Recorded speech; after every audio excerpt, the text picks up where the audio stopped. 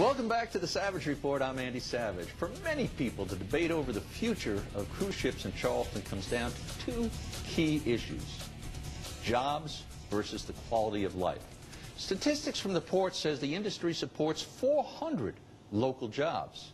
People who live downtown are worried about everything from traffic and crowds to smokestack soot on their windowsills. On June 15th, the National Trust for Historic Preservation is coming out with its list of the 11 most endangered cities, and Charleston is being considered. Something Mayor Joe Riley is blasting the trust for, saying considering Charleston because of the increase in cruise ships just isn't fair. Joining us now are two people who attended last week's meetings: Leonard Riley Jr. with the International Longshoremen's Association, and Carrie Agnew, who lives downtown and is a member of the Ansonboro Neighborhood Association. Why did you and so many other ILA members go to the cruise ship forum?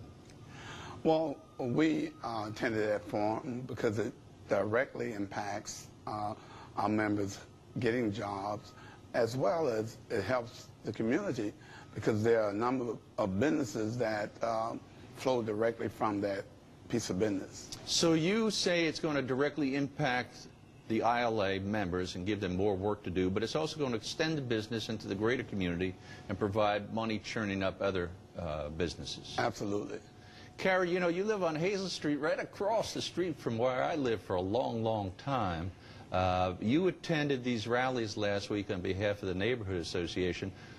What did you think of the answers you got? Well, we wish we'd gotten a little bit more clarification. We've actually never been told how many of the longshoreman jobs specifically belong to the cruise ship industry per se, as opposed to just the regular cargo operations.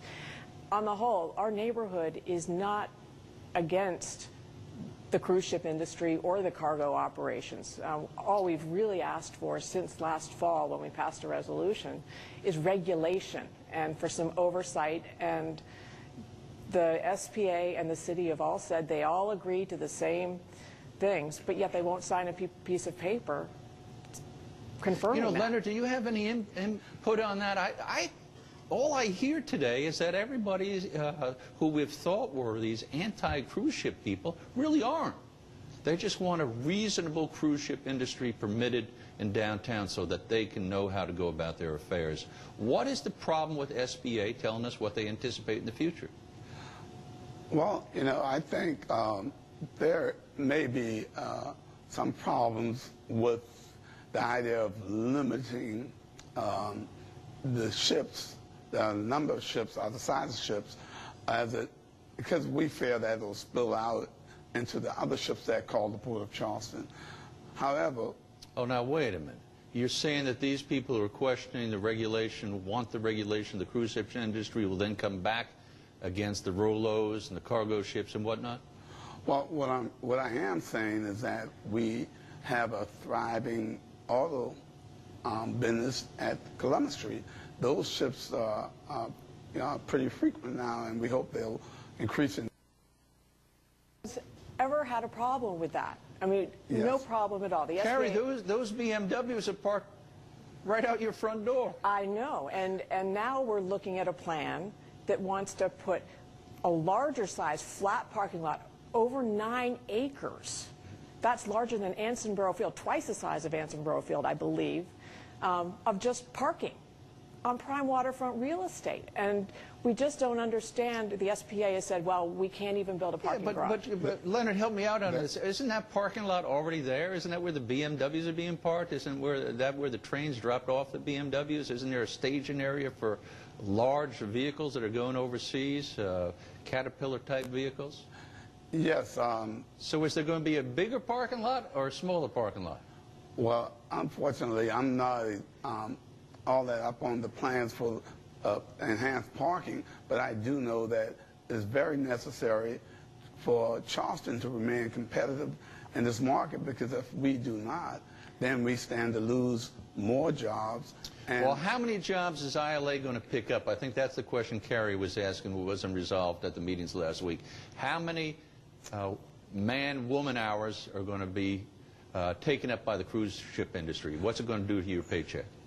Well, it will mean a whole lot to our paychecks. Whole lot doesn't mean anything. What does that mean? Each ship that works, we have probably in the neighborhood of 70 to 80 longshoremen work the ship. Okay, well, that's what we're talking about. It's going to produce 70 or 80 jobs on the waterfront for ILA members?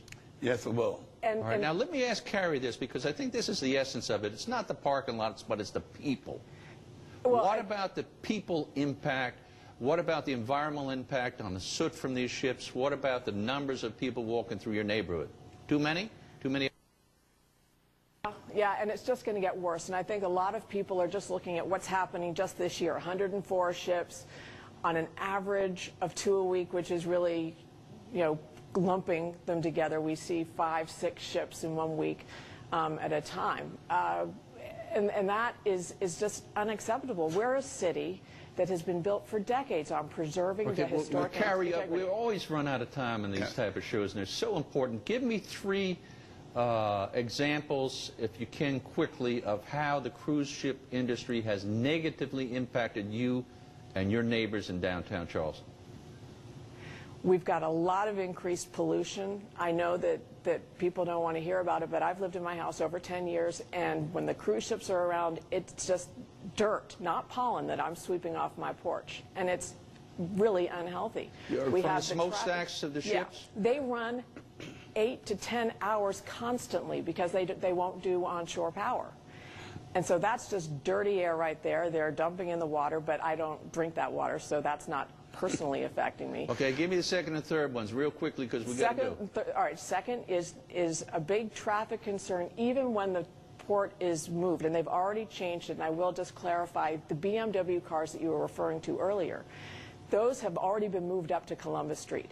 So what the current area that they are talking about under the new Union Pier plan is 9.5 acres of it, which is more than they had for BMW, is going to be flat surface parking. And the third? And the third is just trying to get around. I know people all over outside of West Ashley, James Island, Mount Pleasant, who just don't come downtown. No one will shop on the east side when the cruise ships are there because they just can't get around easily. Real estate people can't show homes. Well, Leonard, let me ask you quickly, because I like Carrie, you know, and she would have been my neighbor, and I think she's terrific. But you know, the SBA looks at her and says she's just a professional antagonist. I don't get it. What I want to know is this a class warfare? Is this? Do people out there think downtown Charlestonians are too snobby and they just don't want these cruise people coming into their neighborhoods? What do you think? I'd like to add, Andy, that unfortunately, with progress, there's some inconvenience. When the crosstown was put into Charleston, many neighborhoods suffered, but it serves Charleston well now. So I believe in well thought out plans, and this industry has conceded some things, the number of ships, and others, they agree with some of the, most of the regulations that's being suggested. So I think we have to learn to peacefully coexist. Carrie, you get the last word. Leonard says it's the greater good. It's not how it affects individuals, it's how it affects the community. He says it positively does that. I would point out that Charleston was chosen as a cruise ship embark-debark place because of its historic residential neighborhoods. That's what people want to come to see, and those are what are being put at risk. We're the ones that are having increased maintenance, preservation issues. I have to get approvals just to shutter up a window that doesn't even show up inside my house, and yet the cruise ship industry... I have great empathy with you. Yeah. Leonard Riley, Jr. with the International Longshoremen's Association and Neighborhood Association member Carrie Agnew. Thank you both for stopping by. We'll keep you updated on this story, including whether Charleston is placed on that list of the 11 most endangered historic cities. Let's hope that doesn't happen. And from everyone at the Savage Report, I'm Andy Savage. Thank you so much for joining us, and we'll see you next time.